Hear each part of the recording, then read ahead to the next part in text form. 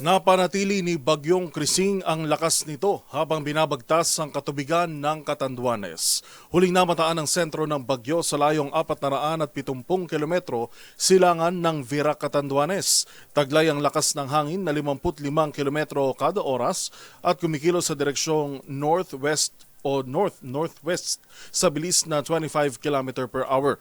Itinaas na ng Pag-asa ang Tropical Cyclone Wind Signal number 1 sa Southern Batanes. Gayon din sa Cagayan, halos buong Cordillera kasama rin ang Ilocos Provinces at ilang bahagi ng Catanduanes. Asahan ng malakas na bugso ng hangin at ulan sa Camarines Provinces at Catanduanes.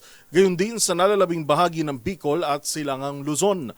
Ayon sa Pag-asa, tinatayang lalakas bilang tropical storm si Krising ngayong araw at bilang severe tropical storm bago naman maglandfall sa Cagayan bukas ng gabi o Sabado ng umaga. Pinalalakas din ito ang bugso ng habagat na siya namang nagpapaulan sa kanlurang bahagi ng bansa.